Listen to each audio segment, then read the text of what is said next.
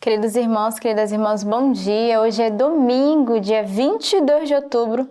Domingo é dia do Senhor.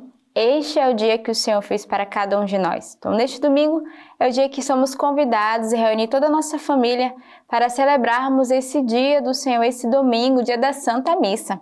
Então, você não pode deixar hoje de viver esse momento que a igreja nos traz, de podermos a cada domingo celebrarmos a sua Eucaristia e começarmos o nosso dia meditando a Palavra de Deus já com a Lexio Divina. E hoje a igreja celebra São João Paulo II. Então, nosso Papa João Paulo II que deixou um grande legado na nossa igreja, não só para a juventude, mas para o mundo inteiro. De modo particular, recordamos com São João Paulo II as Jornadas Mundiais da Juventude e que depois da sua morte deram continuidade desde o Papa Bento XVI e agora a última com o Papa Francisco em Portugal, já nos preparando para a nossa próxima jornada. Então temos alegria neste dia, já começar o nosso dia nessa escuta da Palavra de Deus através das leituras, através da Lexio Divina, que é esse método de oração que a Igreja nos oferece e que somos convidados a cada um de nós a viver esse dia. A primeira leitura de hoje ela é retirada do profeta Isaías. Assim diz o Senhor ao seu ungido, a Ciro que tomei pela destra, a fim de subjugar a ele nações e desarmar reis, a fim de abrir portas diante dele, a fim de que os portões não sejam fechados. Foi por causa do meu servo Jacó, por causa de Israel, meu escolhido, que eu te chamei pelo teu nome e te dei um nome ilustre, embora não me conhecesse. Eu sou o Senhor e não há nenhum outro fora de mim, não há Deus. Embora não me conheças, eu te cinjo, a fim de que saiba desde o nascente do sol até o poente, que fora de mim não há ninguém. Eu sou o Senhor e não há nenhum outro. Então, a gente vê nessa primeira leitura o profeta Isaías que vai proclamar, pela boca do próprio Deus, justamente dizendo, eu sou o Senhor, o seu ungido. Ele que vai lembrar de fato essa eleição do Senhor e que Ele é o único Deus, que não existe outro Deus além do próprio Deus, o próprio Cristo que morreu e se entregou por cada um de nós. Mesmo se estamos no Antigo Testamento, mas ele vai fazer essa prefiguração da presença de Jesus. E é bonito porque a leitura vai dizer, tomei pela destra a fim de subjugar a ele nações e desarmar reis, a fim de abrir portas diante dele, a fim de que os portões não sejam fechados. Então vai falar dessa graça de libertação que o Senhor fez com o seu povo. E ele que vai ungir, a Ciro, esse rei, mas que vai sobretudo, por causa de Israel, eleger o servo Jacó como esse eleito e escolhido. E o versículo 4 vai dizer, foi por causa do meu servo Jacó, por causa de Israel, o meu escolhido, que eu te chamei pelo teu nome e te dei um nome ilustre, embora não me conhecesse. Então vai mostrar também que o Senhor conhece cada um de nós pelo nosso nome e nos chama a sermos servos, a sermos fiéis ao Senhor, a segui-lo. E ele vai lembrar de fato dessa eleição do Senhor e dizer, não existe outro Deus fora de mim. Eu sou o Senhor que te escolho, que te elejo. Eu sou esse Deus que te cinjo e que te conheço, e que te acolho do nascer do sol até o poente. Então essa presença de Deus que é fiel no meio de nós, desde o nosso acordar até o nosso deitar, até o nosso anoitecer. O salmo de hoje é o Salmo 95. Cantai ao Senhor um cântico novo, terra inteira. Cantai ao Senhor, anunciai sua glória por entre as nações, pelos povos todos as suas maravilhas. Pois o Senhor é grande e muito louvável, mais terrível que todos os deuses. Os deuses dos pagãos são todos vazios. Foi o Senhor quem fez os céus. Tributai ao Senhor, ó famílias dos povos. Tributai ao Senhor glória e poder. Tributai ao Senhor a glória do seu nome. Trazei a oblação e entrai em seus átrios. Adorai o Senhor no seu santo esplendor, terra inteira. Tremei em sua frente. Dizei entre as nações, o Senhor é rei. Ele governa os povos com retidão. Então, o salmista que vai reconhecer de fato, essa grandeza do Senhor, essa bondade, mas sobretudo vai nos fazer um convite a entrarmos nesse espírito de gratidão. Ele começa o salmo dizendo, cantai ao Senhor, Anunciai sua glória entre as nações e pelos povos proclamai as suas maravilhas. Então o Salmo é esse convite a proclamar as maravilhas de Deus, a darmos graças desde cedo, desde o nosso levantar, pela bondade do Senhor, pelo seu cuidado com cada um de nós. E aqui ele vai lembrar que o Senhor é esse Deus grande que é muito louvável, ou seja, o Senhor é digno do nosso louvor, da nossa gratidão, da nossa ação de graça. Não porque o Senhor precisa do nosso louvor, mas porque nós precisamos fazer memória das graças de Deus. Nós precisamos reconhecer que de fato o Senhor é esse Rei, Rei das nações, mas também Rei da nossa vida, da nossa família, da nossa história, Rei dos nossos problemas, das situações no qual nós vivemos. Então confiemos nesse Senhor que é Rei de bondade, de fidelidade e que caminha conosco. E o salmista vai nos convidar, né? Dizer entre as nações o Senhor é Rei. Então proclama nesse dia esse senhorio de Jesus, esse reinado dele no meio de nós e em nossas vidas. A segunda leitura ela é retirada da carta de São Paulo aos Tessalonicenses.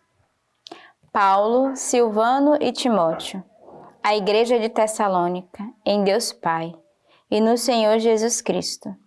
A vós, graça e paz. Damos graças a Deus por todos vós, sempre que fazemos menção de vós em nossas orações. É que recordamos sem cessar aos olhos de Deus nosso Pai, a atividade de vossa fé, o esforço da vossa caridade e a perseverança da vossa esperança, em nosso Senhor Jesus Cristo. Sabemos, irmãos amados de Deus, que sois do número dos eleitos, porque o nosso Evangelho vos foi pregado não somente com palavras, mas com grande eficácia no Espírito Santo e com toda a convicção. Então a gente vê nessa segunda leitura, esse convite que Paulo faz, né, à igreja de Tessalônica, a dar graças ao Senhor e a bendizê-lo por tudo o que o Senhor realiza no meio do seu povo. Damos graças a Deus por todos vós, sempre que fazemos menção de vós. Então, ele que vai agradecer lembrando dessa comunidade e que ele recorda sem cessar as atividades, né, o serviço, o esforço da caridade, a perseverança na esperança. E essa palavra é tão bonita quando São Paulo diz, eu recordo sem cessar aos olhos de Deus a atividade da vossa fé, o esforço da vossa caridade e a perseverança da vossa esperança. Então, São Paulo vai exortar e encorajá-los. E hoje o Senhor também quer encorajar cada um de nós, quer nos exortar a permanecermos nessa fé, nessa caridade e nessa esperança, ao qual o próprio Deus depositou em cada um de nós. E ele termina a segunda leitura dizendo, sabemos, irmãos amados de Deus, que sois do número dos eleitos. Ele vai falar dessa eleição de Deus com o seu povo. Nós fazemos parte desse povo eleito e escolhido por Deus. Então, tenhamos um coração de gratidão e de confiança no Senhor. O evangelho de hoje é retirado do livro de São Mateus. Os fariseus fizeram um conselho para tramar como apanhá-lo por alguma palavra. E lhe enviaram os seus discípulos juntamente com os herodianos para lhe dizerem, Mestre, sabemos que és verdadeiro e que, de fato, ensinas o caminho de Deus. Não dás preferência a ninguém, pois não consideras um homem pelas aparências. Dize-nos, pois, que te parece? É lícito pagar imposto a César ou não? Jesus, porém, percebendo a sua malícia, disse, Hipócritas, por que me pondes à prova? Mostra-me a moeda do imposto. Apresentaram-lhe um denário. Disse ele, de quem é esta imagem e a inscrição? Responderam, de César. Então lhes disse, devolvei, pois, o que é de César a César e o que é de Deus a Deus. O evangelho de hoje é uma grande chamada de atenção a cada um de nós, onde Jesus vai exortar justamente, né, aos fariseus ali, ele vai considerar eles como hipócritas, porque vai colocar o Senhor à prova. Eles que tinham uma moeda com a inscrição de César, vai perguntar se é lícito ou não. E o Senhor que vai exortar dizendo, o que é de Deus é Deus e o que é de César dai a César. E hoje o convite a cada um de nós é um convite à conversão. Busquemos uma vida em Deus e dai a Deus o que é de Deus. Não vivamos uma vida ambígua, uma vida dupla, mas ao contrário, a quem nós queremos servir? Então hoje o Senhor nos exorta nesse evangelho, de fato uma mudança de conversão, uma mudança de mentalidade e até mesmo uma mudança dos nossos hábitos, aquilo que eu procuro viver neste dia. E temos hoje, para nossa intercessão, para bem vermos esse caminho de conversão, São João Paulo II, que foi este homem que nasceu na Polônia, em 1920. Sua família e infância foram marcadas por diversos lutos. Em 1939, quando na Alemanha, nazistas invadiu a Polônia e fechou a universidade em Cracóvia que ele frequentava. Então o jovem Karol começou a trabalhar primeiro em uma pedreira e depois em uma fábrica de produtos químicos para poder sobreviver e evitar a deportação para a Alemanha. Em 1942, sentindo a vocação para o sacerdócio, frequentou os cursos de formação no Seminário Maior Clandestino de Cracóvia, dirigido pelo arcebispo Adam. Depois da guerra, Karol continuou seus estudos no Seminário Maior de Cracóvia e na Faculdade de Teologia de Universidade, até ser ordenado sacerdote.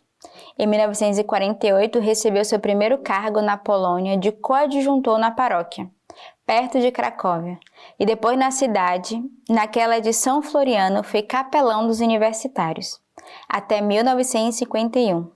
E a seguir lecionou Teologia Moral e Ética no Seminário Maior de Cracóvia e na Faculdade de Teologia de Lublin. Em 13 de janeiro de 1964, foi nomeado arcebispo de Cracóvia pelo Papa Paulo VI, que também o criou cardeal. 3 anos depois, logo depois, participou do Concílio Vaticano II, durante o qual deu uma importante contribuição na elaboração da Constituição Gaudium et Spes. Com a morte prematura de São João Paulo I, contra todas as previsões, Karol Wojtyła foi eleito Papa em 16 de outubro de 1978. Então, este homem jovem com coração ardoroso e decidido pelo sacerdócio e pela evangelização, deu a sua vida pela igreja e pela juventude.